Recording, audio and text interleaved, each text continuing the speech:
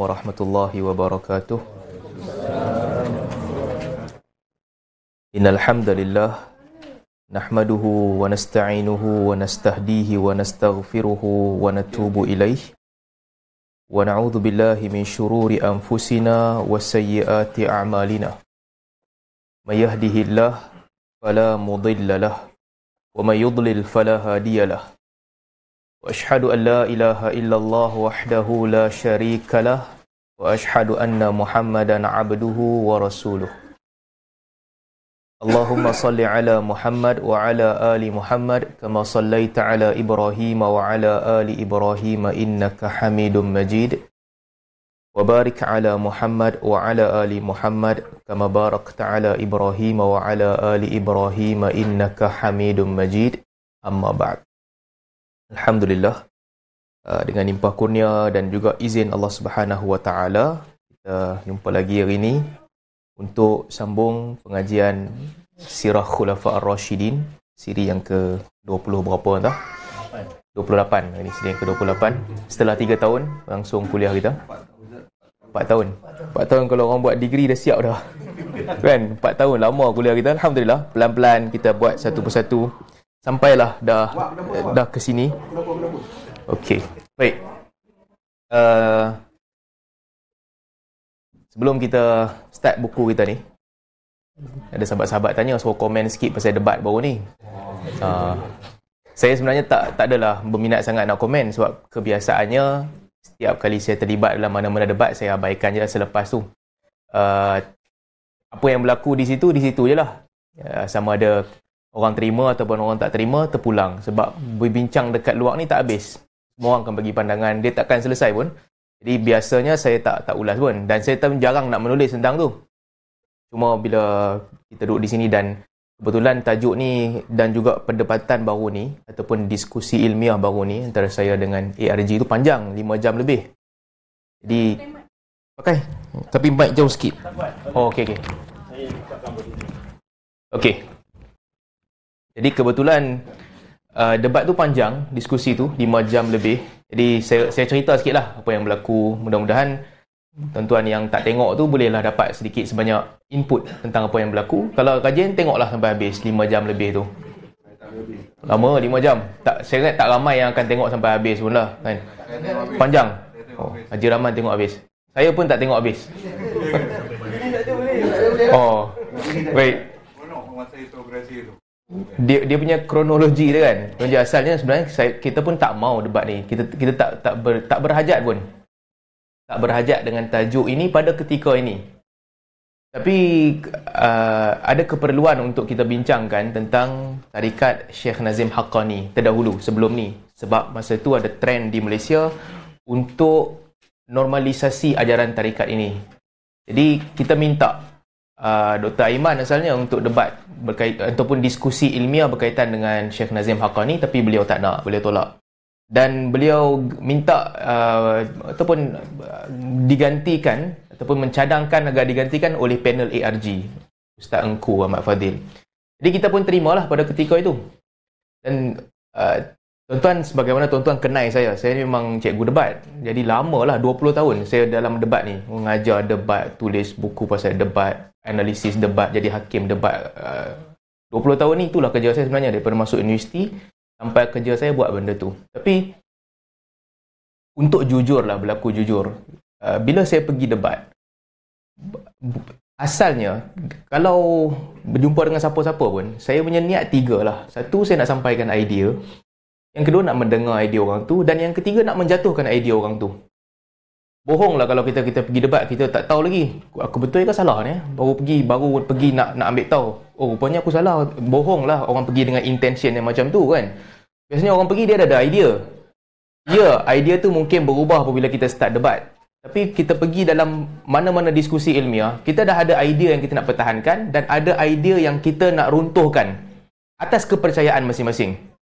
Dan bila saya masuk dalam diskusi ni, dalam diskusi apa-apa diskusi ilmiah, tuan-tuan kawan dengan saya, tuan-tuan tahu saya bukan kaki debat dekat luar. Dekat luar saya tak debat dengan orang. Kita kawan-kawan, kita makan. Kawan-kawan sekolah saya, kawan universiti, semua tahu. Dekat luar, itu bukan personality saya nak bergaduh dengan orang. Tak ada pun, saya tak gaduh dengan siapa-siapa pun sebenarnya. Tapi dalam konteks dijemput ke situ, saya pergilah. Yelah, panjang sikit lah cerita sikit. Sampai, kalau tuan-tuan perasan, sebelum debat pertama dengan Abu Syafiq dulu, Ustaz Abu Syafiq hantar mesej kat saya nak datang ke Doha. Ada mesej WhatsApp, nak datang ke Doha, duduk berdiskusi. Saya balas kat dia, saya tak berminat. Kalau nak datang duduk lepak-lepak, boleh lah. Tapi kalau nak berdiskusi off record ni semua, memang saya tak berminat. Saya tak nak itu. Nak nanti kita buat elok-elok, kita berdiskusi depan-depan. Sebab saya bukan kaki gaduh dengan orang. Senang cerita, saya tak gaduh tanpa sebab. Bukan tak gaduh tanpa sebab. Gaduh tanpa ada mesej ataupun tanpa ada natijah, saya tak buat. Dengan kawan-kawan saya tak bergaduh. Baik, ceritanya, bila pergi diskusi ilmiah pun, tuan-tuan boleh tengok lah kalau tuan-tuan yang rajin tengok. Saya berlembut dengan orang yang saya yakin dia juga nak cari kebenaran. Tuan-tuan tengok debat saya dengan Ustaz Wan Ji. Saya berlembut. Saya bukan, yelah, nada kita tak boleh lembut banyak sangat. Tapi saya tune down saya punya sebutan, saya punya perkataan berbanding dengan debat pertama dengan Abu Syafiq. Sebab bila saya pergi dengan Abu Syafiq, intention saya, gambaran saya, Abu Syafiq ni dia fitnah dia teruk, tuduhan dia jahat. Bukan sekadar idea dia, saya kena menjatuhkan dia sendiri. Sebab dia telah melakukan banyak kerosakan dan fitnah. Jadi, saya pergi untuk berdepan dengan dia, memang untuk runtuhkan idea dia betul-betul. Tapi bila saya pergi dengan Ustaz Wan Ji saya anggap kawan. Bila anggap kawan, perbincangan kita perbincangan macam kawan. Itu juga yang saya buat dalam debat pertama dengan Ustaz Engku, kalau tuan-tuan perasan. Saya tak buat macam baru ni. Debat ataupun diskusi ilmiah tentang Syekh Nazim Haqqani. Kalau tuan-tuan tengok itu, saya slow down, saya tune down. Sebab atas anggapan saya tengah berdepan dengan satu orang yang dia ada idea, saya ada idea, saya nak meruntuhkan idea dia dan membuktikan idea saya betul. Itu sahaja. Itu sahaja, tak lebih. Tapi debat pertama tu, nak bagi berlangsung sebenarnya, banyak dia punya cabaran. Salah satu cabaran, dia nak rujukan dahulu. Panas pula hari ni. Panas sebab tajuk ke sebab aircon? Oh, kita ini. Okey, cantik. Baik. Nak rujukan awal. Kita setujulah kita bagi rujukan awal semua. Kemudian nak 2 orang panel. Kita pun setuju 2 orang panel adalah rombakan sikit tajuk. Tak nak ada rebuttal. Asalnya kita tak setuju. Mana boleh nak buat diskusi ilmiah tak ada sesi rebuttal yang kedua. Tapi akhirnya kita setuju juga. Dan saya pergi untuk tujuan yang saya sebut tadi. Tapi apa yang berlaku dalam debat pertama tu, apa yang berlaku, ni saya tak cerita lagi ni sebelum ni kat mana-mana kuliah. Pihak ARG datang tak bersedia. Mereka tak baca pun buku Syekh Nazim Haqqani. Mereka tak tahu pun ideologi Syekh Nazim Haqqani. Mereka tak tahu pun apa yang dibentangkan oleh Syekh Nazim Haqqani. Mereka tak baca transkrip ucapan-ucapan dia. Tak tahu. Dalam debat, bila kita ajak budak-budak debat, kita akan tekankan, hang nak runtuhkan hujah orang, ada 3 cara. Satu, hang dismiss hujah tu. Hang kena dismiss hujah tu. Ataupun dia punya bukti, dismiss. Bukti ni tak betul, bukti ni tak tepat. By bukti, hang kena go through satu persatu bukti, dismiss. Ataupun yang kedua, kalau tak mau dismiss bukti tu, hang kena challenge bukti tu. Tak dismiss, tapi kena challenge. Kalau tak mau challenge, yang ketiga, hang kena agree lah. Agree, but aku setuju dengan bukti ni, tetapi ini yang berlaku. Tapi aku setuju tapi begini. So basically nak buat rebuttal ni, ni kelas debat sikit lah. 3 benda ni yang kita buat. Kita bagi option kepada student bila kita ajak debat. Nak rebat, ini salah satu di antara 3 strategi yang boleh pakai. Dismiss, ataupun challenge, ataupun agree. Agree but lah, lepas tu pasal apa? Lepas tu kita tak setuju sebab apa? Apa yang berlaku dalam debat tu? Dia bukan dismiss hujah. Dia ambil semua benda, letak dalam satu bakul, dia dismiss by technical issue. ISBN tak ada, cetakan tak ada. Sedangkan buku tu adalah website Syekh Nazim. Artinya, mereka tak baca. Tak baca satu, dan tak berminat nak baca pun. Tak berminat nak kaji ideologi dia. Dia hanya berminat nak buat apa? Nak buktikan yang technically hujah Salman tak stabil. Itu je yang dia datang sebab tu.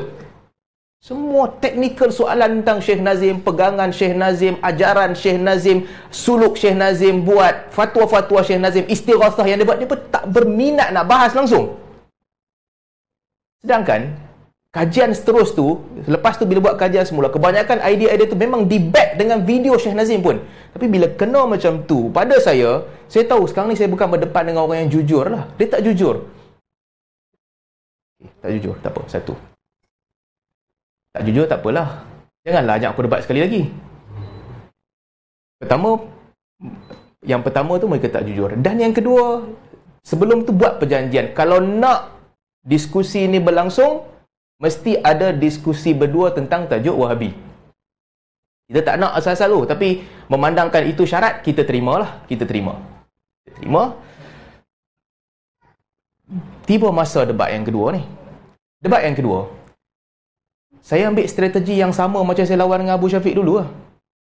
Strategi yang sama, inisiatif yang sama ketika saya berdiskusi dengan Ustaz Abu Syafiq dahulu. Sebab pada saya, debat pertama menunjukkan kepada saya tengah berdepan dengan kelompok yang tak nak cari kebenaran pun. Nak menang technical issue. Ini cerita pasal debat lah tuan-tuan. Dalam diskusi ilmiah ataupun debat, dia ada dua. Satu ilmu, satu skills. Kan? Knowledge, content based knowledge penting. Yang kedua skills juga penting. Kena blendkan dua-dua sekali.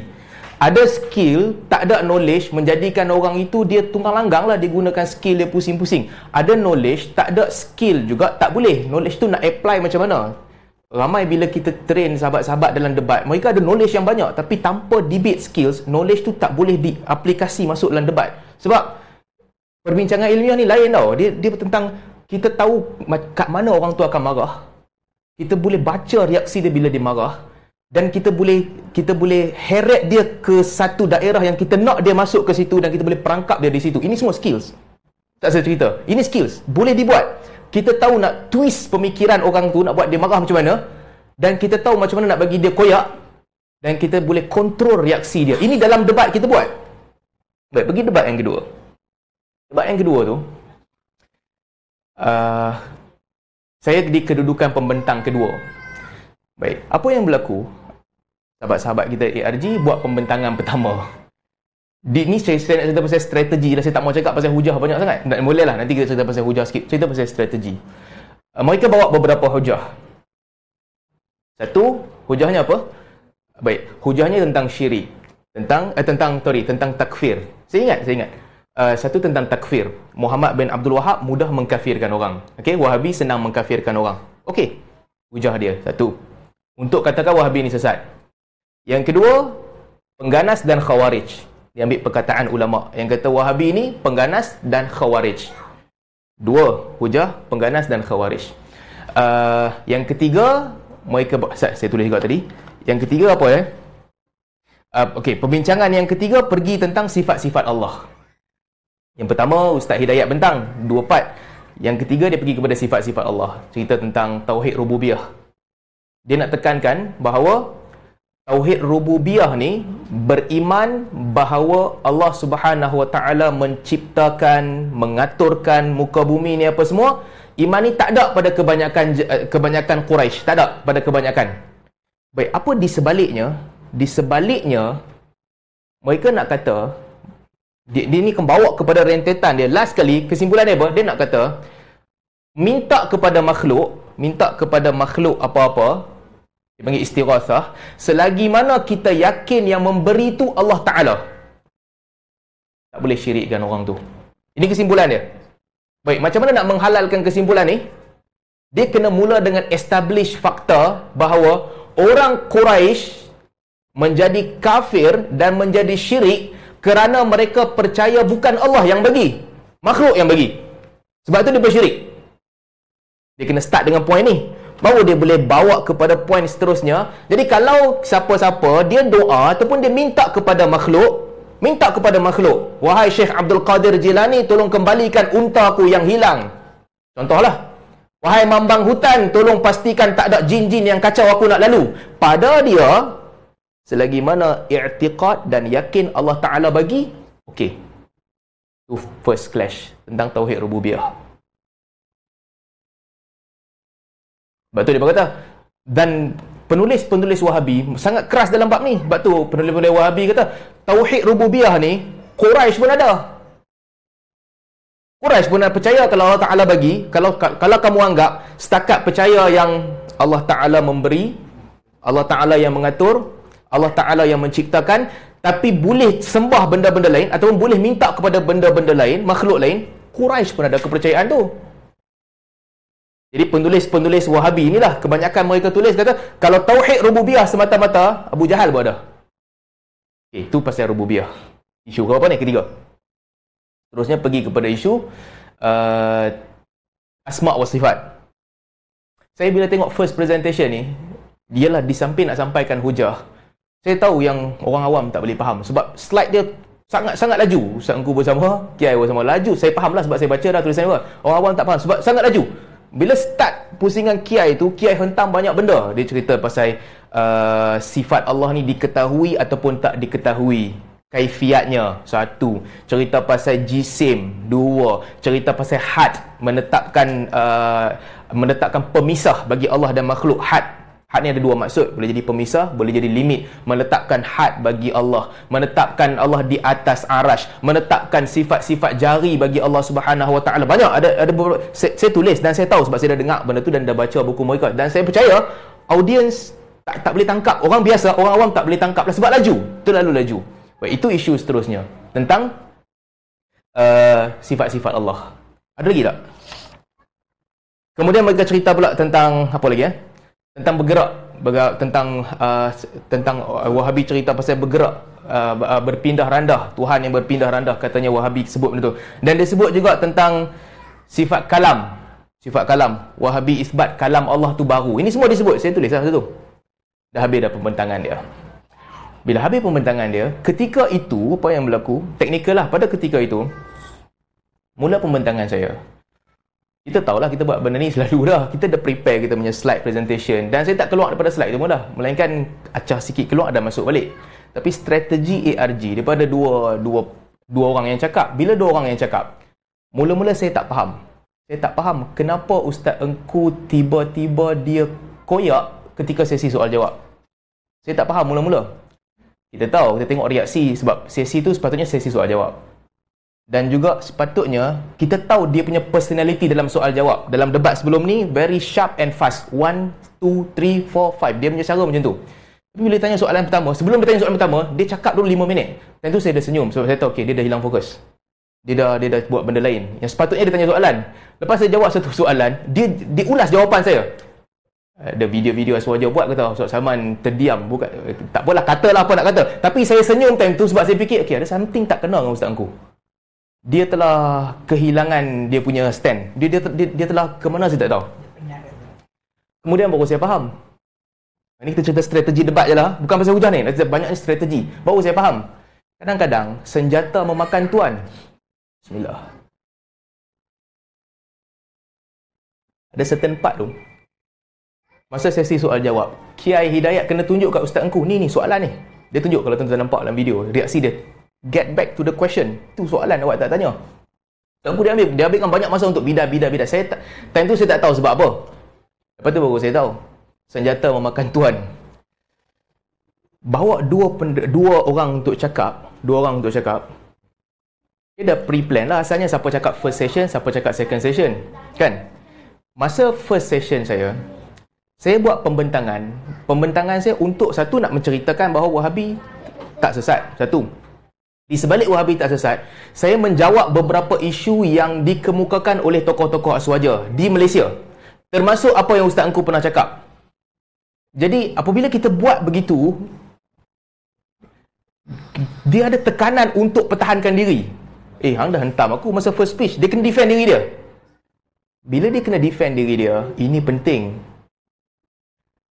Saya takkan berdebat dengan pair yang saya tak kenal.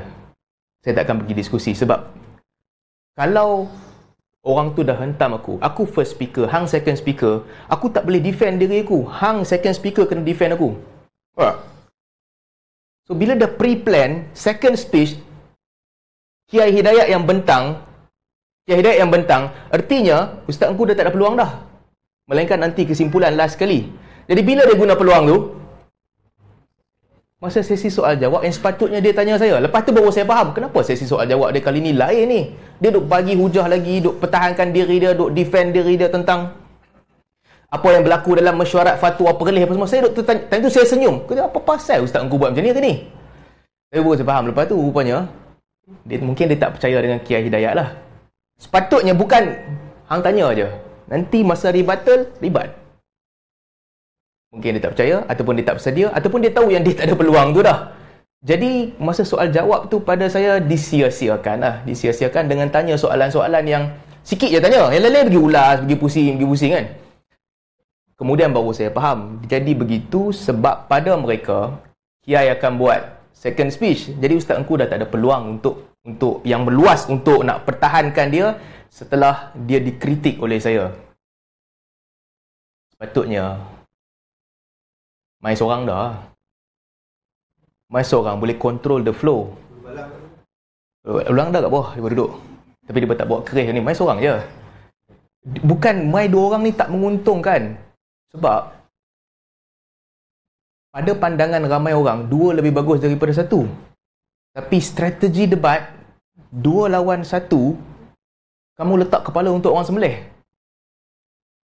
Kamu letak kepala untuk orang sembelih. Strategi ini bukan apa yang berlaku, tapi strategi debat, kamu cari pasal. Sebab asalnya dua parti tengah bincang satu tajuk. Tapi the moment kamu letak dua orang, artinya kamu letakkan possibility untuk orang cari contradiction dan juga clash di antara dua orang tu. Jadi, kamu dah bagi senjata tambahan pada orang lain. Senang cerita je ni lah. Kalau dalam debat, lebih pendebat diletakkan berbanding dengan kurang pendebat, pada pandangan biasa orang nampak, lebih lagi bagus. Tapi kalau strategi debat, hang bawa dua orang, hang sedekah kepala untuk orang sembelih. That is the reality. Kalau saya ada best student saya, satu student saya yang bagus debat, kalau undang-undang benarkan, saya bagi dia seorang je buat 3-3 speech. Hampir hang pilawan dengan 3 orang tak apa. Confirm dia akan score high score 3-3 speech. Ada student kita seorang, Moza Al-Hajiri, one of the best debater di Qatar ni. Kalau saya boleh buat pilihan, saya letak dia seorang lawan dengan 3 orang. Sebab itu cara nampak pada pandangan biasa lagi ramai lagi bagus. Kan, lagi banyak lagi bagus. 2 lagi bagus daripada 1. 3 lagi bagus daripada 2. 4 lagi bagus daripada 3. Pada pandangan orang lelaki lah biasanya. Lebih lagi banyak lagi bagus daripada kurang. Pandangan orang perempuan lain, 1 cukup. Dengan 2, 3, 4 tu tak bagus dah. Lambat pula faham.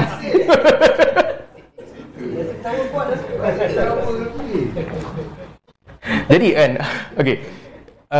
Itu yang berlaku lah. Itu yang berlaku. Mereka bawa 2 panel. Jadi sesi soal jawab tu dah tak jadi soal jawab. Sesi soal jawab tu Ustaz Engku ambil sesi tu untuk mempertahankan diri dia. Baik, tentang hujah kan. Saya nak cerita tuan-tuan. Nak sesatkan Wahabi. Okey, mereka nak sesatkan Wahabi. First tengok sikit je. Kenapa Wahabi sesat? Sebab Wahabi mudah kafirkan orang. Okey. Macam mana saya challenge hujah tu? Saya challenge hujah tu. Betul? Ada part yang Wahabi kafirkan orang. Ada part yang mungkin tak selayaknya dikafirkan, mereka letakkan kafir dalam bab-bab khilaf. Setuju? Setuju. Tetapi, bagaimana pula dengan Syairah? Syairah macam mana? Dia quote As-Sawi Al-Maliki, alim Asyairah, madhab Maliki, yang tulis hasyiah dalam tafsir Jalalain. Tapi As-Sawi Maliki, dia sendiri sebut dalam buku dia, madhab yang paling banyak mengkafirkan, yang paling mudah mengkafirkan orang, antaranya adalah Syairah. Paling mudah mengkafirkan. Perkataan-perkataan a'immah Asy'ariyah tentang takfir banyak. Al-Imam As-Sanusi. Apa lagi? Perkataan siapa lagi? Yang saya sebut, Al-Bajuri. Saya sebut juga Al-Bajuri sebut. Perkataan Al-Bajuri. Sebenarnya ini pun banyak cerita ni nak cerita tentang debat tu. Yang penting bila saya bawa perkataan-perkataan ulama Asy'ariyah yang mengkafirkan orang pada perkara khilafiyah. Pada perkara khilafiyah. Ini nak letak mana? Kalau Wahabi itu sesat, terkeluar daripada Ahli Sunnah wal Jamaah atas alasan pertama mudah mengkafirkan orang, baik alasan ini ada pada A'immatul Asy'ariyah. Terkeluar juga ke tidak? Tak ada jawapan. Saya quote daripada Imam Bajuri, Al-Bajuri, tentang bab taksir dalam bab taksir. Saya sebut pantas dari situ. Bab memberi kesan ataupun tidak sesuatu. Dia sebut dalam buku dia, Syarah Jawharatul Tauhid. Ada 4 mazhab. Satu mazhab percaya yang tak ada taksir, tak ada kesan. Artinya, kebiasaannya api membakar. Kebiasaannya. Tapi bukanlah sifat api itu, ataupun bukanlah api itu ada kuasa untuk membakar. Dia tak ada. Kebiasaan sahaja. Kadang-kadang jadi, bila Allah Ta'ala nak takdirkan tak jadi, tak jadi. Satu mazhab. Imam Bajuri kata, yang ni okey. Mazhab yang kedua, mazhab yang kata, api itu dia sendiri ada power untuk membakar. Power dia ada sendiri. Bukan delegate by Allah Ta'ala. Dia sendiri ada power untuk bakar. Mazhab ni, Imam Bajuri kata, sepakat semua imam, dia sesat. Sepakat semua imam, kafir. Ni 2. Mazhab yang ketiga pula kata, api ni, dia ada power yang Allah Ta'ala bagi pada dia. Allah delegate kepada api kuasa untuk membakar. Dan delegation itu kekal, tak boleh hilang. Bila-bila masa pun dia akan membakar.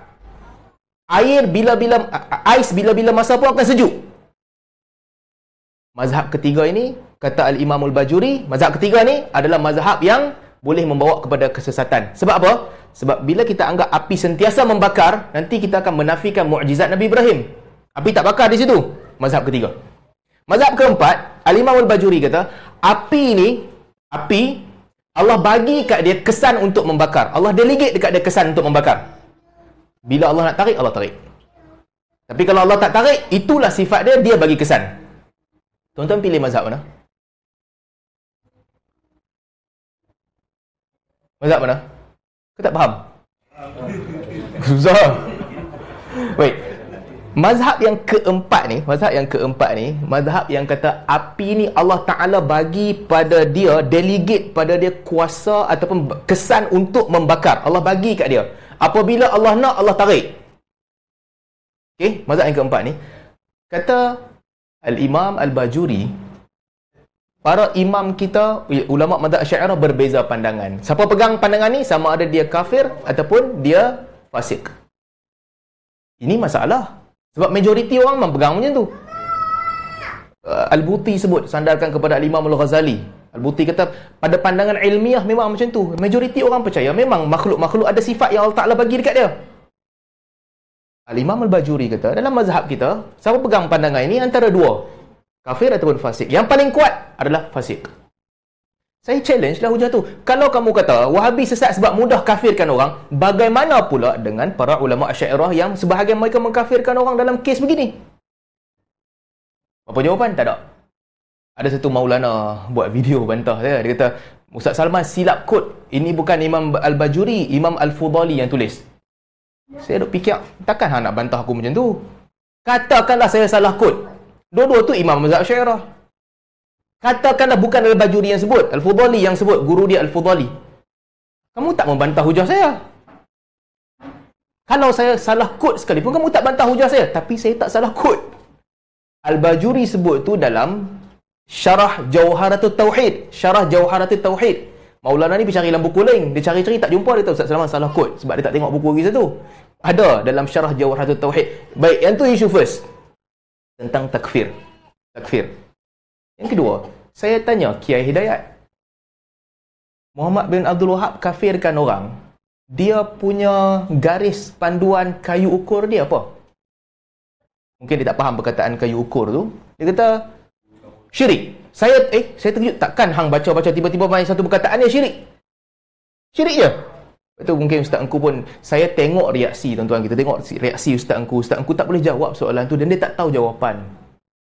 Dia translate jawapan tu. Soalan saya clear. Ustaz Engku ataupun Kiai Hidayat, tolong jawab. Apakah garis panduan ke kayu ukur Muhammad bin Abdul Wahab dalam mengkafirkan orang? Engku bisik-bisik kat Kiai. Kiai jawab, dua-dua orang tu tak tahu. Mereka tak tahu dan mereka tak baca bab ni. Kita bukan pandai semua benda. Tapi bidang kita tahulah bidang yang kita tekun. Hang tak boleh kata hang seorang runner kalau hang tak tahu pace, kalau hang tak tahu interval, kalau hang tak tahu base punya run, kalau hang tak tahu hang punya easy. Hang tak boleh kata hang runner kalau hang tak tahu semua tu. Maksudnya, kalau hang baca buku Muhammad Abdul Wahab, hang patut tahu beberapa benda. Kita boleh kelentong orang awam. Boleh nak kelentong orang awam. Tapi kalau 5-6 orang yang share spesifik knowledge tentang satu bidang, mereka tahu orang ke-6 kalau masuk sembang, hang tak tahu ni. Kan? Saya kalau cerita pasal engineering kan, tuan-tuan kata apa dia hidup merepek tak nak kena-mengena ni. Orang dalam bidang tu mestilah tahu. Bila saya tengok, saya tahu yang mereka tak tahu. Saya minta maaf, saya tahu mereka tak baca bab tu. Tapi kiai kata dia baca cuma lupa. Mungkin dia betul lah. Mungkinlah dia baca cuma lupa. Ala kulli hal, ini tentang takfir. Out dah tentang takfir. Artinya takfir tak boleh menjadi alasan, sifat mengkafirkan orang tak boleh menjadi alasan dia sesat. Sebab sifat yang sama ada pada sebahagian a'immatul asy'ariyah. Saya tak salahkan a'immatul asy'ariyah pun. Ini sikap manusia biasa. Yang kedua, tentang isu keganasan, khawarij, bunuh orang. Saya tanya, macam mana pula dengan Ibnu Tumat? Dalam siri peperangan Ibnu Tumat, Ibnu Katsir kata dia bunuh 70,000 orang dalam masa berapa hari je. Ada sebahagian pendapat lain katakan dia bunuh 200,000 orang di Maghrib. Di Maghribi, bila disebarkan ajaran 200,000 orang dia bunuh. Dan disebutkan dengan detail dalam tarikh Dimashq, disebutkan dengan detail dia ada 2 ekspedisi peperangan. First sekali dia perang lawan dengan orang-orang yang buat maksiat, halalkan perkara haram, dia lawan dengan mereka. Kemudian ekspedisi kedua dia pula, dia lawan dengan orang yang dia tuduh mujassimah, dia tuduh orang tu mujassimah, dia tuduh mereka ni berada atas mazhab mujassimah, dia perang mereka dan dia bunuh mereka. Ini apa pula? Saya tanya soalan tu.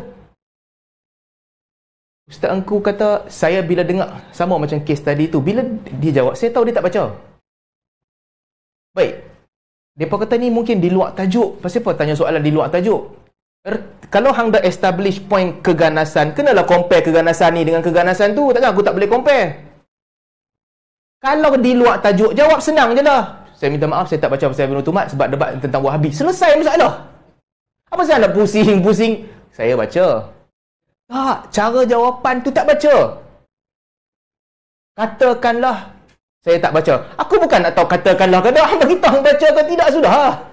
Bukan memalukan kita kalau kita tak baca semua benda. Mereka tanya saya dulu kan, ada tak selain daripada, ada tak ulama Wahabi yang berpegang pandangan sekian-sekian-sekian? Saya tak tahu, saya tak baca semua. Habis, selesai. Buatlah macam tu. Kenapa ego sangat nak mengaku tak baca tu susah sangat? Saya baca. Katakanlah saya tak baca. Last kali, saya tak baca. Tapi maklumat saya betul kan? Salah, pasal salah lah. Aku pun betul Kita pun macam, okey, tak baca. Tapi, point yang kita nak establish, kalau pasal keganasan, kalau pasal membunuh ramai orang, Ibnu Tumat tu dah terkeluar daripada awal. Hampa angkat dia jadi a'imah. Hampa angkat dia jadi imam besar. Itu tentang keganasan. Mereka bawa pandangan-pandangan ulama'. Pandangan ulama' yang kata, Wahabi ni teruk, terkeluar daripada sunnah jamaah. Bawa pandangan ulama' Maliki. Saya tunjukkan ada pandangan lain dalam mazhab Maliki. Alawi Maliki. Mereka angkat tinggi Alawi Maliki. Puji Muhammad bin Abdul Wahab. Pandangan mazhab Syafi'i. Saya bawa Yasin Fadani. Yang kata Muhammad bin Abdul Wahab Syekhul Islam. Pandangan Hanafi. Saya bawa fatwa rasmi daripada Deobandi. Fatwa rasmi. Yang puji kerja dakwah Muhammad bin Abdul Wahab. Baiklah. Kalau kata ada clash, ada orang puji, ada orang tak puji, artinya kena kaji ajaran lah. Kalau begitu, mana boleh ambil yang puji sahaja ataupun yang tak puji sahaja. Itu tentang Khawarij. Kemudian P tentang apa lagi isu? Isu tentang Tauhid Rububiyah ni. Tauhid Rububiyah. Minta kepada makhluk kan? Minta kepada makhluk. Bukan kita sahaja ataupun bukan selain daripada kita, bukan orang yang ikut salaf saja ataupun bukan Wahabi sahaja yang tak bagi. Fatwa Negeri Sembilan sebut benda yang sama. Perbuatan yang dibuat di kubur Pulau Besar, perbuatan ni boleh membawa kepada syirik. Fatwa Negeri Sembilan pun buat. Pemujaan di situ ada unsur syirik. Fatwa pun buat. Artinya, perkara-perkara begini bukan kita saja buat. Semua orang tahu. Yang puak-puak ni datang, cuba nak normalisasi lah. Datang untuk nak bagi tahu, ini tak apa. Boleh buat selagi niat dia bukan minta kepada Allah Ta'ala. Selagi niat dia Allah Ta'ala yang bagi. Ini benda yang penting juga ni, clash yang penting. Bila saya tanya, Kiai tulis dalam buku dia, kalau kita minta kepada makhluk sesuatu yang hanya Allah mampu beri, okey, hanya Allah mampu beri, minta rezeki, minta anak, Allah sahaja mampu beri, tapi kita minta dekat makhluk dengan niat bukan nak sembah makhluk tu. Kalau tanya tuan-tuan kan, boleh ke tak boleh? Ada yang kata boleh tak? Minta kepada makhluk sesuatu yang hanya Allah mampu beri, tapi i'tiqad kita tak nak sembah makhluk tu, kita tetap sembah Allah. Kita tahu Allah akan bagi, tapi kita minta kat makhluk. Boleh ke tak boleh? Ini berlaku di zaman Muhammad Abdul Wahab. Unta orang hilang, orang akan pergi berdiri di tengah ramai, ya Sa'ad irji'li, wahai Sa'ad, tolonglah kembalikan unta aku. Bila Muhammad bin Abdul Wahab tanya ni, Sa'ad ni siapa? Sa'ad dah mati lama dah, minta suruh dia buat baik. Muhammad bin Abdul Wahab kata ni kafir, kufur. Tak boleh. Tempat kita pun sama juga dulu-dulu kan. Orang pergi puja, orang pergi minta dengan mambang-mambang, sama juga. Bila saya tanya soalan ni, saya tak tahu ustaz engku dapat mana idea ni. Dia kata boleh. Dia kata boleh. Saya rasa ustaz engku ni mungkin dia kena ada masalah sikit lah dengan ideologi dia. Kiai tulis dalam buku dia, adapun meminta sesuatu yang hanya Allah mampu beri kepada makhluk, dalam keadaan dia bukan niat untuk menyembah makhluk. Di sini kami sepakat dengan Wahabi. Kiai Hidayat kata tak boleh. Kiai kata tak boleh. Ustaz engku kata boleh. Walaupun Kiai kata bukan syirik, ustaz engku kata boleh. Saya tanya, ni clash ni nak buat macam mana? Ustaz engku pula kata, maksud Kiai dalam buku dia sekian. Buku tu dia tulis, bukan hang tulis. Kita pun tak tahu. Mudah-mudahan Allah Ta'ala selamatkan kita daripada perangai suka membelit dah.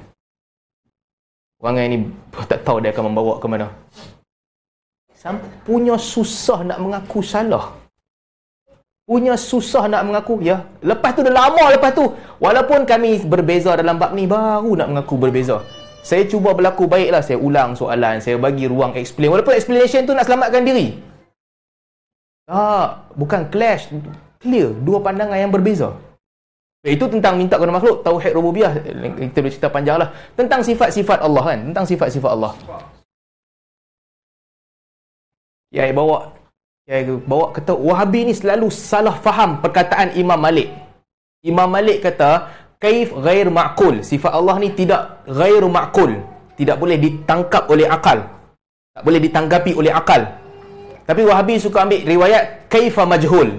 Bagaimana sifat Allah tu tidak diketahui. Salah. Sebab mereka nak kata sifat Allah ni tak ada kaif, tak ada cara, tak ada kaifiat. Nak kata begitu. Bila saya masuk sesi bidasan, saya kata walaupun yang sahih daripada Imam Malik kaif ghairu ma'qul, tapi daripada guru Imam Malik, Rabi'at Ra'i, guru Imam Malik kata wa kaifa majhul. Guru Imam Malik pun salah juga, guru dia dalam akidah. Bila Imam Malik kata wa kaifa ghair ma'qul, dia boleh jadi dua maksud. Ghair ma'qul itu boleh jadi akal kamu tak tahu. Ghair ma'qul bolehlah kalau nak kata boleh jadi tak ada. Tapi kenapa tak bagi pandangan dia sama dengan guru dia? Maksudnya sama. Majhul maksud dia ghair ma'qul. Imam Malik bukan kata ma'dum, bukan kata tak ada.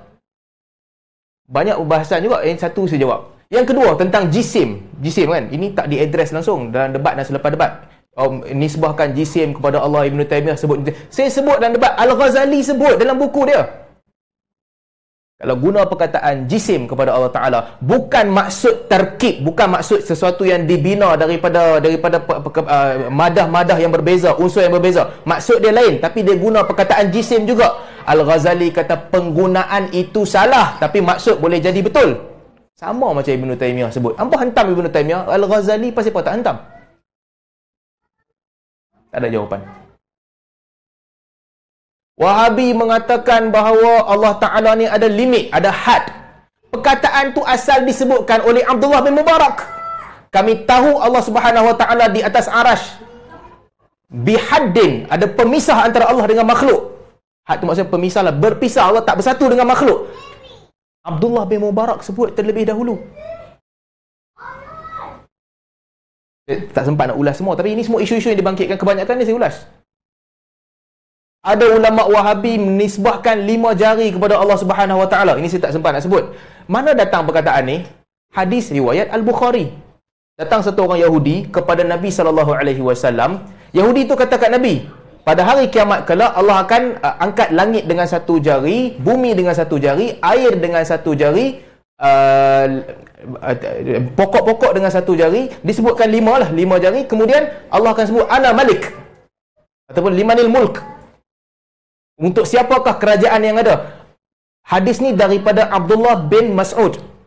Kata Abdullah bin Mas'ud ataupun kata rawi, Nabi dengar Yahudi tu cakap fadhahika, Nabi gelak, Nabi senyum. Dalam riwayat disebutkan ta'ajjuban wa tasdiqan lima qal, Nabi berasa takjub dan membenarkan ucapan dia. Okey, depa kata tak, perkataan tasdiq ni, membenarkan, ini tambahan daripada rawi, tak ada, bukan sahabat yang sebut. Baik, kalau tambahan daripada rawi sekalipun, Imam Bukhari masukkan perkataan tu dalam sahih dia. Imam Muslim masukkan perkataan tu dalam sahih dia. Kalau perkataan ni bererti syirik, nak kata Bukhari dengan Muslim tak erti akidah ke? Bukhari tau. Bukan Kiai Idrus Ramli, Bukhari. Muslim pun sama juga. Dua-dua masukkan perkataan tasdiqan dalam kitab mereka. Jadi, banyaklah isu yang dibahaskan tentang akidah ni yang kita jawab sebenarnya, tapi saya pun malas nak ulas panjang. Cerita pasal sifat Allah tentang Al-Quran, kalamullah, Al-Quran.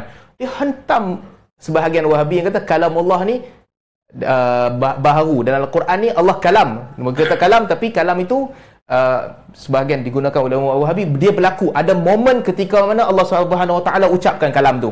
Wahabi sebut begitu. Mereka kata tak boleh. Tak boleh ucap begini. Dalam akidah Asy'ariyah sendiri, kalamullah tu sifat yang azali. Sifat Allah dia panggil kalam nafsi, sifat yang memang Allah pada Allah. Tapi Al-Quran pada Asy'ariyah, lafaz-lafaz Al-Quran itu makhluk, itu baru, lafaz dia baru. Lafaz yang ada dalam Quran, dalam Taurat, dalam Zabur, dalam Injil, ini sekadar ta'bir, sesuatu yang menggambarkan kalamullah yang azali itu. Ini dalam mazhab Asy'ariyah. Saya tanya, Kiai, kalau tadi hang sesatkan Wahabi dalam bab ni, Asy'ariyah macam mana? Dia cubalah jawab, cuba pusing-pusing. Saya baca dalam buku dia, dia tulis Al-Imam As-Sabuni ni sama mazhab macam Asy'ariyah, beza perkataan je. Saya baca buku As-Sabuni. As-Sabuni telah mengkafirkan lafziyah.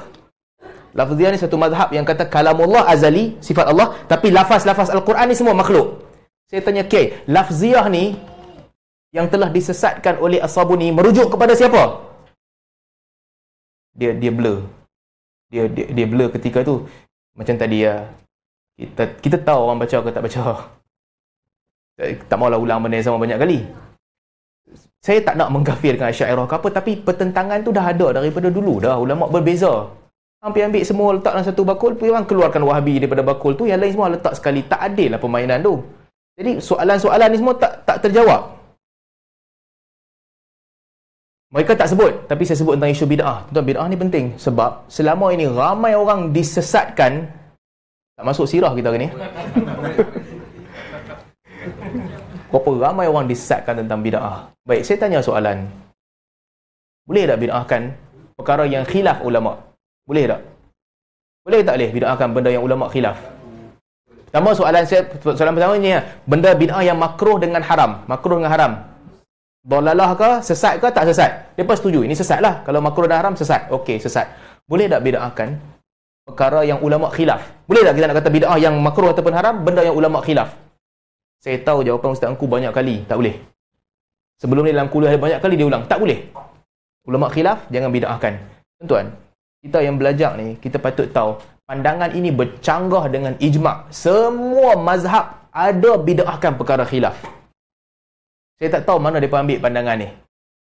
Ustaz Mahathir Jol dia tulis buku dia bawa pandangan yang sama. Tapi tak ada mazhab pun pegang pandangan macam ni. Tak ada langsung. Saya tanya, boleh ke tak boleh? Asalnya dia kata, tak boleh.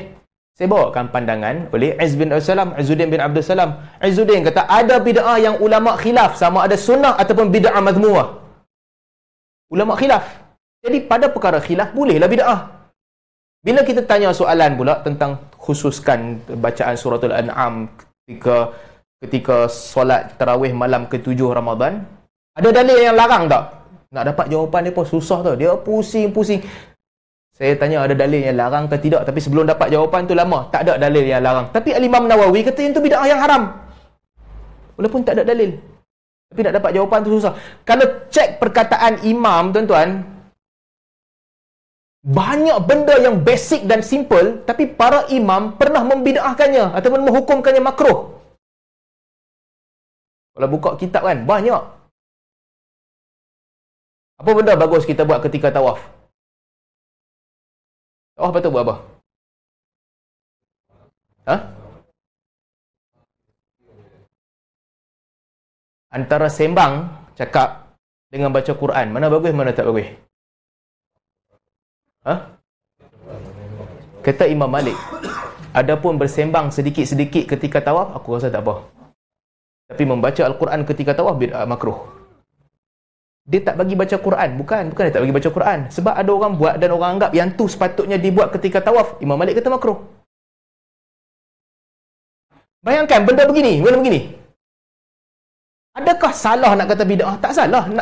Orang berbeza pandangan pada bab-bab begini. Kadang-kadang benda ada hadis pun pada sebahagian mazhab. Mazhab lain tak ada hadis, dia anggap bid'ah. Sembahyang Jumaat kan? Imam sembahyang Jumaat, dia masuk masjid, dia buat apa? Ha? Naik mimbar. Betul dia buat apa? Bagi salam. Imam Malik kata makruh.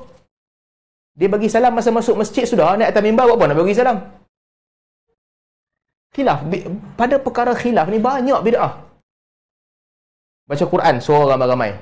Seorang-seorang baca, ya, ada. Tadarus seorang-seorang. Ramai-ramai baca dengan suara yang sama. Imam Malik kata itu bid'ah. Makruh. Maksud saya, bukan nak kata maksud saya, bid'ah ni digunakan oleh mazhab-mazhab, digunakan dan disebut seperti biasa. Mana ada mazhab yang kata, siapa kata bid'ah, dia Wahabi. Kaedah ni tak ada. Jadi banyaklah benda yang berlaku dalam perdebatan. Cerita pasal mazhab ni memang tak masuk buku kita hari ni. Pasal cerita bab ni kan. Cerita pasal mazhab. Ya, saya sebut selama ni kan, berapa ramai orang kata Wahabi ni tolak mazhab, Wahabi anti mazhab. Berapa ramai orang sebut perkataan tu. Saya bawa perkataan daripada Sunan Durar Saniyah. Dikumpulkan oleh part tu dikumpulkan oleh murid anak Muhammad Abdul Wahab, kalau tak silap saya. Dia kata kami tak pernah dakwa kami mujtahid mutlak. Kami ikut mazhab Hambali dan kami paksa orang untuk ikut salah satu daripada mazhab yang empat. Jangan ikut Khawarij, jangan ikut Syiah, jangan ikut Rafidah. Ikut mazhab-mazhab ni. Dan kami tak sampai mujtahid mutlak. Kadang-kadang je kami keluar daripada mazhab Hambali. Dan sampai sekarang ni tuan-tuan, kalau pergi ke Mekah, sebelum ni kan, zaman Ali Sheikh sekarang, ataupun sebelum ni zaman bin Baz, zaman Usaimin, mereka kata mereka Hambali. Mereka Hambali. Mereka ajak kitab Hambali. Al-Albani mungkin dia keluar daripada mazhab, tapi Al-Albani dia pun tak kata dia Wahabi. Al-Albani sebut Muhammad bin Abdul Wahab bukan seorang pakar, bukan dalam pakar di dalam hadis. Al-Albani itu dia. Tapi ulama-ulama yang mengikut aspirasi Muhammad bin Abdul Wahab, bin Baz, Uthaymin, siapa lagi? Saleh Fauzan, sampai Ali Sheikh sekarang, mereka semua Hambali. Ini saya cerita ni, fitnah mulut jahat. Ni fitnah mulut jahat. Idrus Ramli kan, apa dia buat? Dia ambil satu quotation daripada surat Muhammad bin Abdul Wahab. Muhammad bin Abdul Wahab, dia tulis surat untuk membantah orang buat perbuatan syirik. Buat perbuatan syirik, kemudian orang kata ini fiqh, hukum fiqh. Di antara bantahan Muhammad bin Abdul Wahab, dia kata ini orang Allah Ta'ala namakan dia syirik, kamu bagi nama hukum fiqh. Dan Muhammad bin Abdul Wahab bawakan ayat ittakhadhu ahbarahum wa ruhbanahum arbaban. Mereka menjadikan padri dan pendeta mereka sebagai tuhan-tuhan. Di tempat lain, surat lain, Muhammad bin Abdul Wahab dia sendiri cerita, artinya padri itu menghalalkan benda yang haram, kamu ikut. Muhammad bin Abdul Wahab kata ini syirik. Allah Ta'ala kata syirik, kamu bagi nama fiqh. Beberapa baris sebelum tu dalam surat yang sama, Muhammad bin Abdul Wahab sebut, kalau kamu nak cari pandangan ulama fiqh, mereka bersama dengan aku. Ahmad paling banyak mengkritik perbuatan-perbuatan syirik. Kalau kamu nak cari ulama mutaakhirin, mereka sama dengan aku. Ibn Rajab, Ibn Taymiyah, Ibn Qayyim, sama macam aku. Apa Idrus Ramli buat? Dalam buku dia, Idrus Ramli kata Muhammad bin Abdul Wahab menganggap ilmu fiqh itu syirik. Tuan, kalau kita salah kan, orang dah apa betul, kita ada, kalau kita jujur, kita mengaku lah kita tersalah dalam bab ni saya salah, saya minta maaf. Kalau kita tak jujur, kita duduk dan diam lah. Lemak dah salah dah.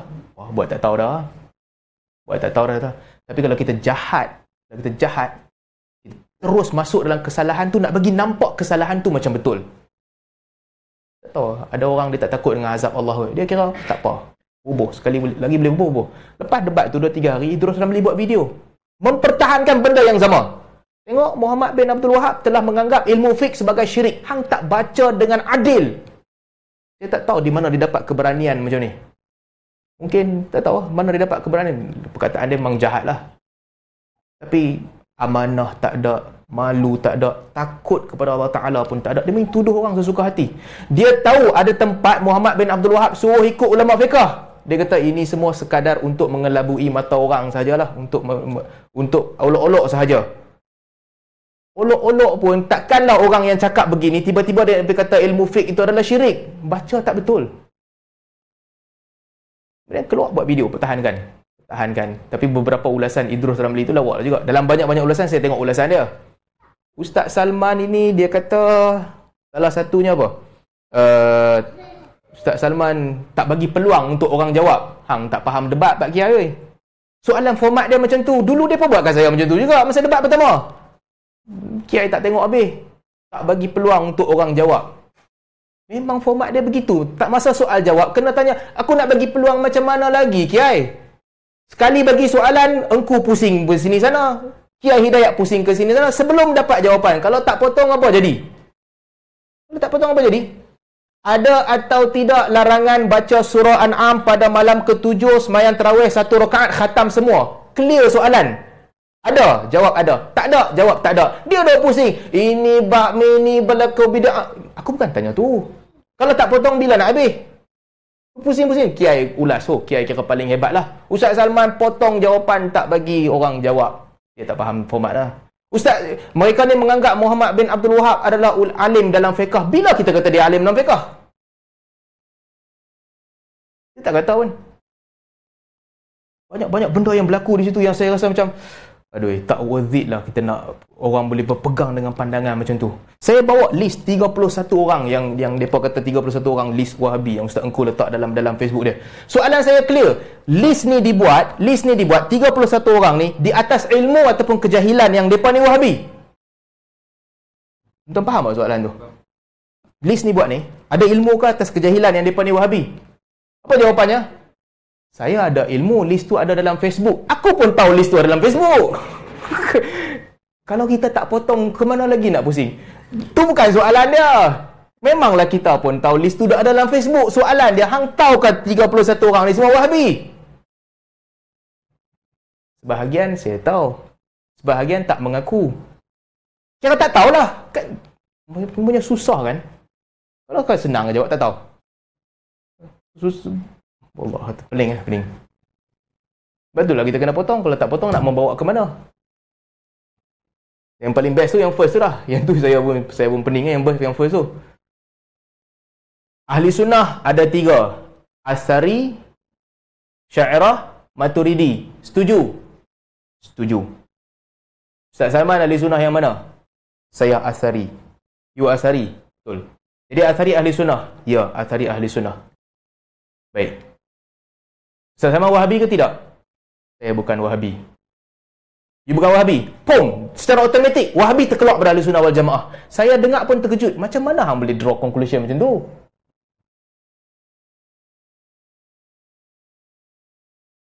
Kalau kita kata Asari, sebagaimana Asy'ariyah ada banyak pembawakan, ada banyak perbezaan dalam mazhab, ada banyak skul dalam Asy'ariyah, Asari juga ada banyak perbezaan dan sekolah di dalam Asari.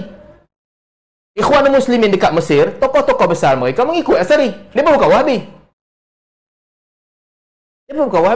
Dr. Yusuf Al-Qaradawi, di pandangan dia sama dengan tu. Sama dengan Ibn Taymiyah sebut. Dia bukan Wahabi.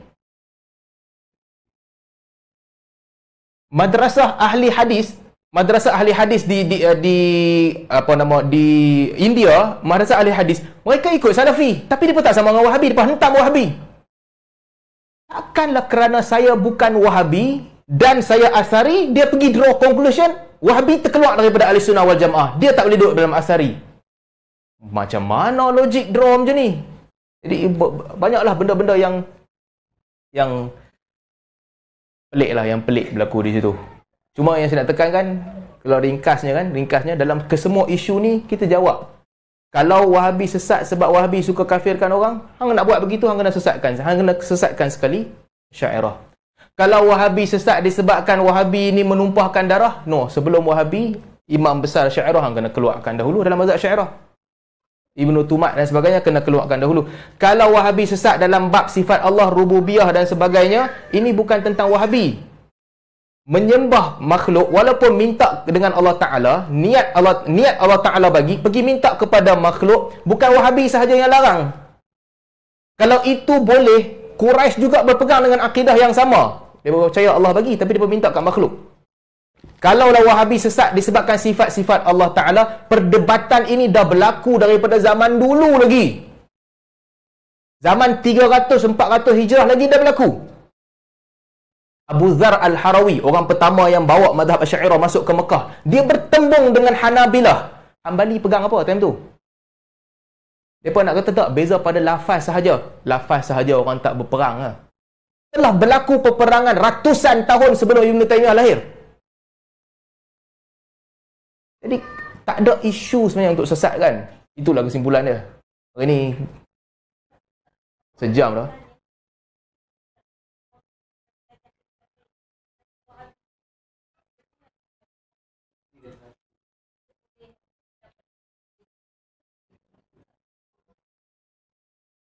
Okey. Sebab tu ini penting juga untuk orang awam kan. Untuk orang awam. Orang awam tak perlu tahu pun Wahabi tu apa. Bukan orang satu orang awam tak perlu tahu pun, dan kebanyakan perbahasan yang dibawa di situ kan. Orang awam tak tahu pun. Cerita pasal jisim, cerita pasal had, cerita pasal jihah, cerita pasal, mana ada orang awam tahu? Orang awam tahu, yang kami tahu kami sembah Allah Ta'ala, yang kami tahu ni kita duk cakap ni Allah Ta'ala dengar kita duk cakap, yang kami tahu Allah Ta'ala melihat apa yang kita tengah buat, yang kami tahu Allah Ta'ala tu wujud dan memerhatikan kita, yang tu ya orang awam tahu. Itu je. Jadi untuk orang awam tak payah tahu pun pasal Wahabi apa. Belajar dengan guru kan, contohnya belajar dengan guru. Apa fatwa guru, itu yang kita ikutlah akhirnya. Guru kita ajak macam mana, itu yang kita pegang. Tapi pastikan guru kita tidaklah terkeluar daripada mana-mana mazhab yang empat. Tak perlu tahu pun pasal Wahabi ke apa. Yang tu kena buat sesi lain lah untuk cerita. Kena buat sesi lain juga. Itu panjang cerita dia, kena buat sesi lain. Kadang-kadang kan, kebanyakan perbezaan ni beza pasal fiqh je. Kebanyakannya pasal fiqh. Dan terpulanglah orang nak pilih pandangan yang mana satu. Dia nak jadi diplomasi dalam bab fiqh kan. Siapa nak kata sunnah, dia boleh kata sunnah kalau dia ada hujah. Siapa nak kata bid'ah, bolehlah juga, barulah jadi khilaf. Kalau kata sunnah boleh, kata bid'ah tak boleh, itu bukan dah khilaf dah. Itu hang dah confirm katakan semua orang kena ikut. Sanggu kata, siapa nak kata sunnah, kata sunnah. Siapa tak mau, tak apa, jangan buat. Bukan setakat jangan buat. Sebagaimana boleh kata sesuatu perbuatan sunnah, boleh juga mengatakan sesuatu perbuatan tu bid'ah. Itulah khilaf. Itulah khilaf. Dan akhirnya, kenapa kita berbicarakan bab ni? Sebab ramai orang yang tak ada kena mengena telah dituduh Wahabi. Berapa ramai? Saya salah seorang. Masalah yang pelik dia, dalam post Facebook tu, dia letak nama saya dalam list Wahabi. Tapi dia punya opening speech, dia bawa statement saya hentam Wahabi. Mana, hang letak aku kat mana satu ni? Dalam Wahabi kan, luar Wahabi? Kan, nak letak kat mana? Kat situ hang kata aku Wahabi. Lepas tu bila hang buat speech, hang ambil statement aku yang hentam Wahabi.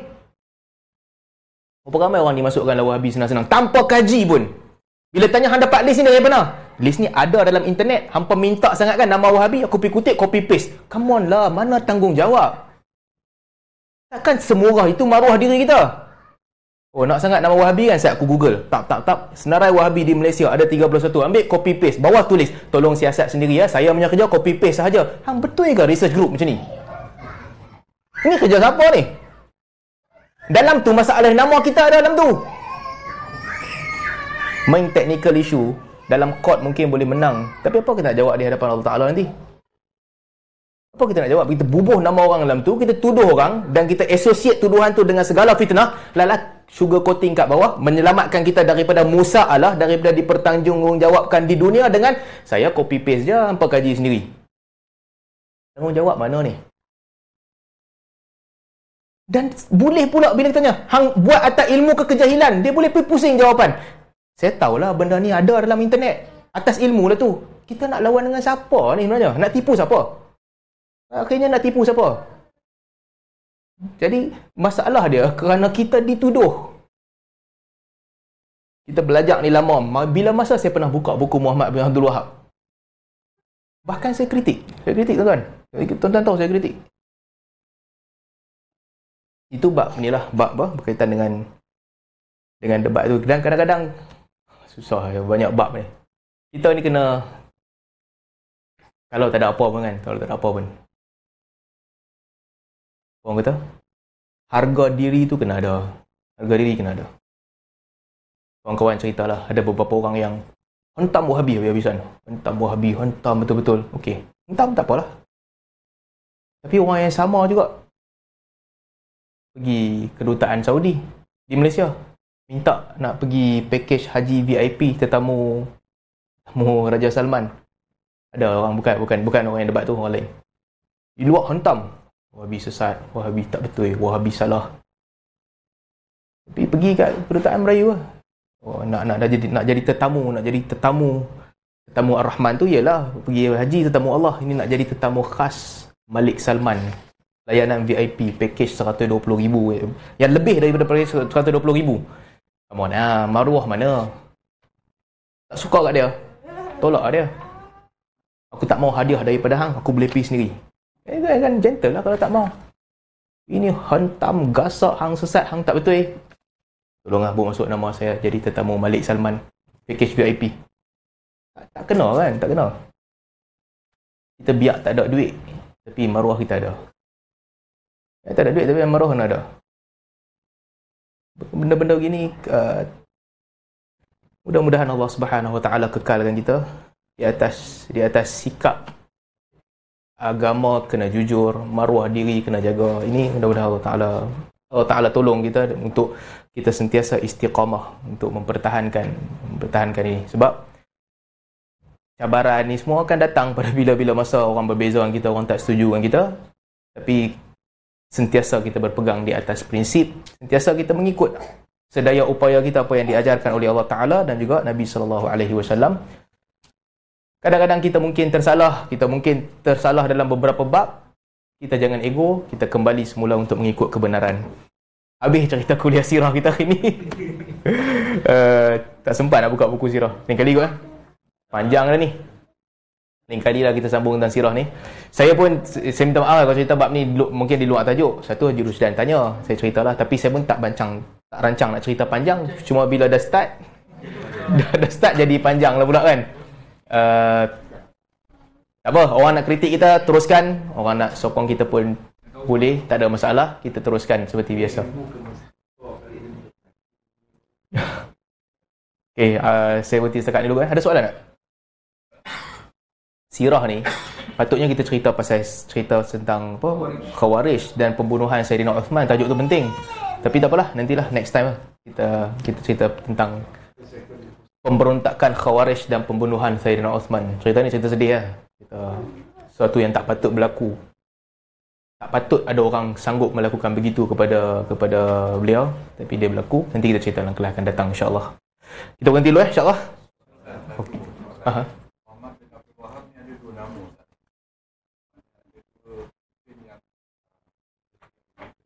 Ya, itu yang terdahulu tu Khawarij, yang dihukum Khawarij dengan keganasan dia apa semua.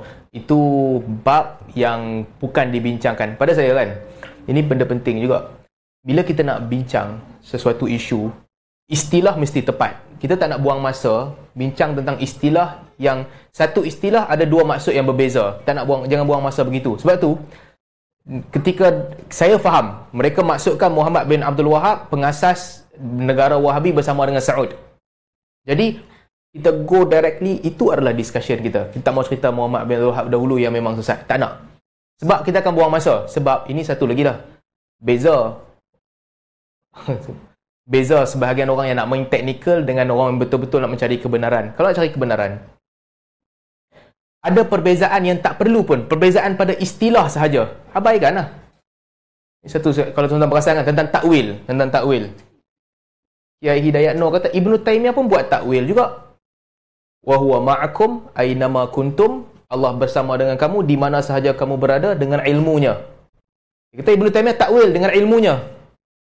Takwil tu ada banyak maksud. Salah satu maksudnya tafsir. Salah satu maksudnya adalah terjemah daripada perkataan. Maksud takwil juga memahami maksud sesuatu perkataan dalam konteksnya. Itu takwil. Itu takwil juga. Maksud takwil yang mana yang duk bahas ni? Ulama duk bahas ni. Ada yang kata boleh, ada yang kata tak boleh. Ini maksudnya apa? Ini takwil dalam erti kata melarikan maksud perkataan daripada baca satu ayat, kita faham maksud dia dah. Kita bawa lari daripada maksud ni kepada maksud lain. Itu yang dia bincang. Kan setiap perkataan letak dalam ayat, kita tahu dah maksud dia. Kita tahu kan? Kebanyakannya kita faham, 90%. Kadang-kadang ada bab kita tak faham. Contoh kan, kalau orang kata apa perkataan yang maksud dia lain tapi letak dalam ayat tu kita boleh faham. Singa, kita kata singa. Satu orang yang dia memang cakap banyak, tak berhenti. Dia cakap je, dia duduk dia cakap je. Dia mai daripada jauh, kita kata lama burung murai mai dah. Contoh. Kalau kita kata, orang kata burung murai ni maksud dia bukan burung, tapi maksud dia yang mai tu orang yang cakap banyak. Itu bukan takwil. Dalam konteks tu, penggunaan burung murai di situ maksud dia tu. Bukan takwil tu. Ibnu Taimiyah, cerita pasal dia sikit. Dia satu orang yang suruh tengok konteks betul-betul. Setiap perkataan dalam konteks ada maksud. Ini pandangan Ibnu Taimiyah yang pelik sikit lah banding dengan ulama' lain. Ulama' lain kata ada maksud asal. Tapi kadang-kadang dia jadi majas, dia pergi kepada maksud pinjaman dan sebagainya. Ibnu Taimiyah kata tak ada. Tengok ayat tu, maksud dia ada dekat situ. Sampai ke tahap, contohnya perkataan kepala. Kepala maksudnya apa? Ibnu Taimiyah kata kepala tak ada maksud. Lengkapkan ayat tu. Kepala apa? Kepala orang, okey, itu ada maksud. Kepala apa? Kepala lutut, itu ada maksud. Kepala apa? Kepala paip, itu ada maksud. Kepala apa? Kepala sekolah.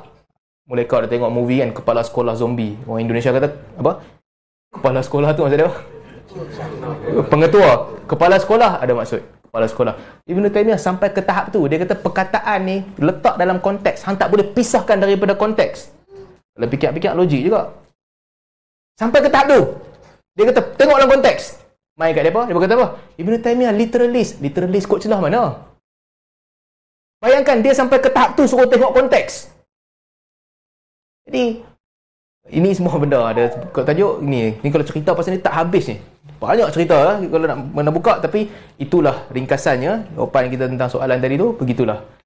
Faham tajuk, faham apa yang dimaksudkan oleh orang, jangan keluar daripada itu. Wallahu a'lam. Ha? Sebelah kan? Pukul 11. Okey, kita berhenti dulu setakat ni. Minta maaf hari ni di luar tajuk. Minta maaf tak ada kena-mengena dengan tajuk hari ni. Tak sempat nak masuk terus. Ini sesi kita yang selingan paling panjang. Sebelum ni selingan Wakra 40 minit. Ini selingan tak masuk tajuk terus. Lain kali kita masuk tajuk. Mudah-mudahan adalah sedikit sebanyak manfaat daripada perbincangan kita pada hari ini. Qulu qawli hadza wa astaghfirullah li wa lakum. Subhanakallahumma bihamdik asyhadu an la ilaha illa ant astaghfiruka wa atubu ilaik.